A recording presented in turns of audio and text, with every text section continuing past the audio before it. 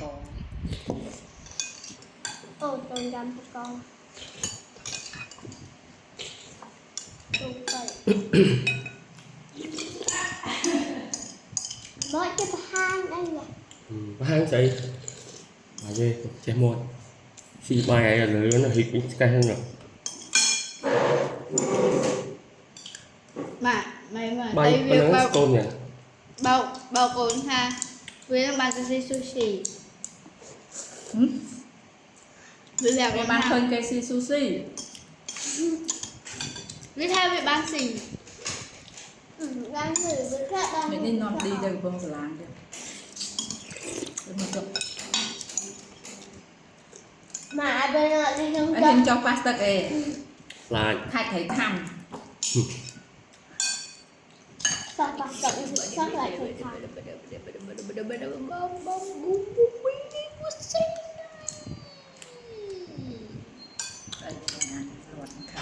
khai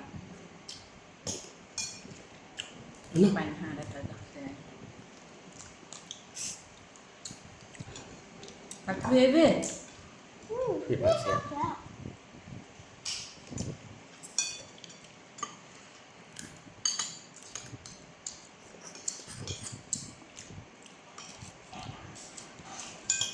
nấu rong nghĩ mấy nhom thai là gì thà cả hai làm gì bài thì may này cho biết thầm này vị bài hợp đây là đi đây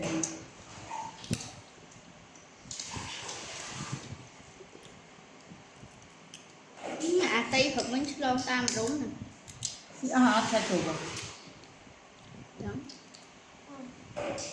chủ không ăn nhưng xích hồi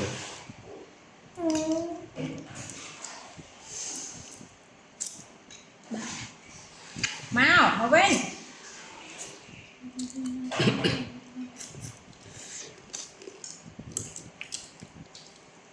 anh chăm ơi là tay chào là ít lá vì xin nơi lệ nữa nè ba việc phi tiền thế là con khi của bà cho mầm còn nhằm thoát xin lương đó anh chăm ơi hãy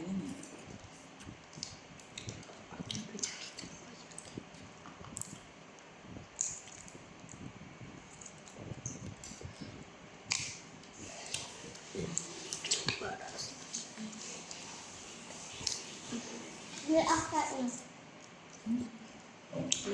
hai ngày trước đi à vậy mình đang phân rồi chán nhận đó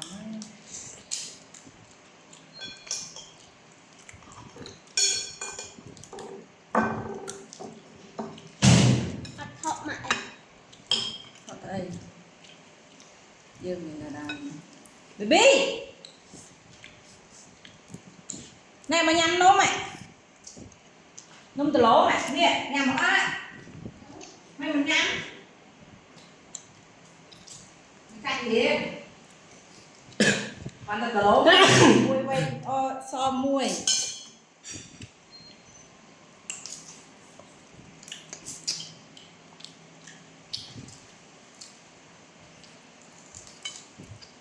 mình chỉ trường cho ta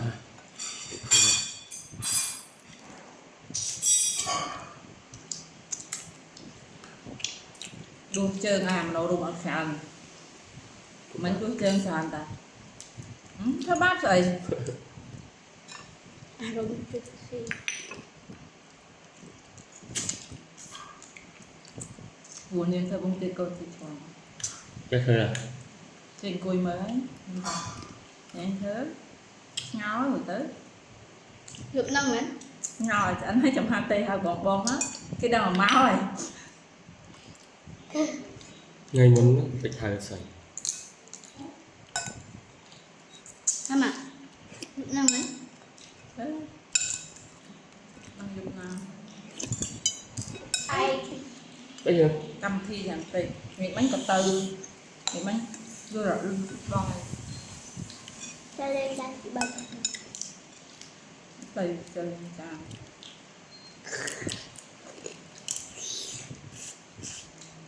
chơi tình hộp ai về đấy À, xưa thịt lửa anh. mà mình đó hộp ó thôi À, thịt lửa. ó tôi vô thôi tập xí đấy Hả? con đang bán đấy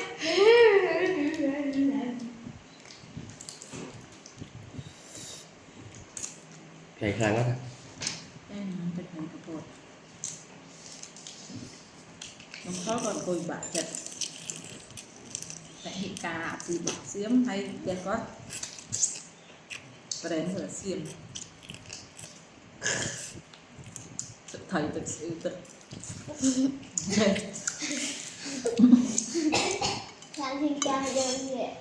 dạ đấy tự thầy tự sự em xin bọc mai vô quá à nhóm xin bọc mai vô Mà. ừ ê Mà. tôi sẽ bay bay một cách rồi Asabo bóc ăn có bóc xiêm này. có bạn chắc đấy hello miền bọc mai này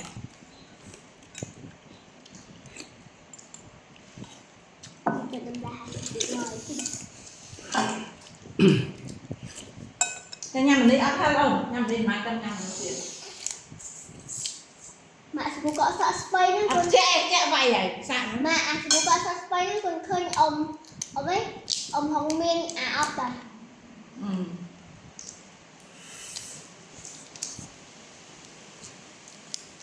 khi mua cái băng mã mua rồi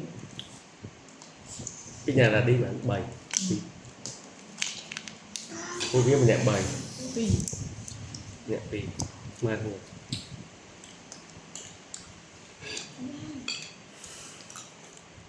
mình nhạc phé mà lấy môi ấy là chị Bình xịt phần Có con gì ạ? còn dạng cái gì là hàng rồi tôi xịt mình cho hai Ba thịt. hay tôi khơi một liếm ăn rồi chị tóc tôi ăn hả Mẹ anh à? chứ ngày kia hả dân tôi bị xem hiểu tôi lấy những tiền này à trong ngay chỗ đó nè phạm bên này ngay kia nó chiên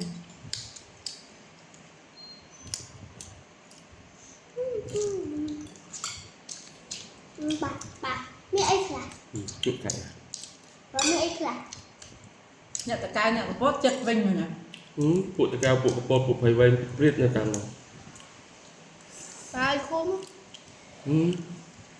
đặt cho mọi bạn khô khăn rồi. vô mấy bạn Không còn. hả Không còn. ở ao gì mình thì Bây giờ một hơn ba rồi.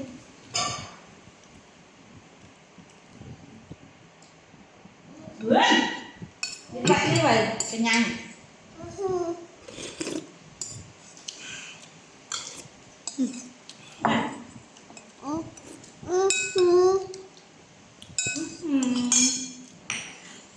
tại ơi thơm một lẹ này nó cái gì mà ho bà nãy cái gì chưa chắc chút phép nó chút đắt kìa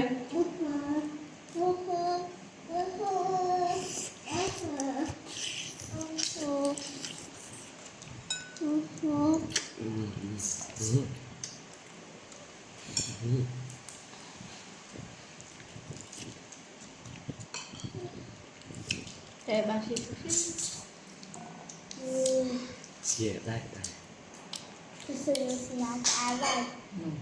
ba lôi nhà xì dây chân dây lớn tròn đam nên anh cái vay là miền lôi lôi cái gì Apa ngon kia nó. chạy cho thấy con em mạng nữa ông chạy cho thầy hả chứ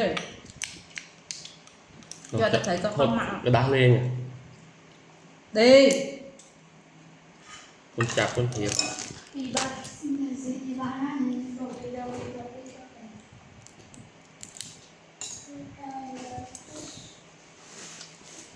Đi. Lên ạ.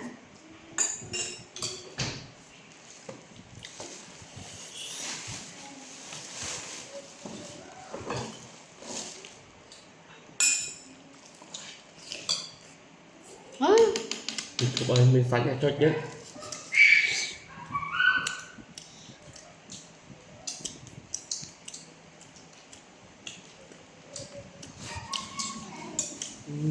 Con to mà lấy chụp ấy. Nếu sao nữa mặn nữa. Ừ.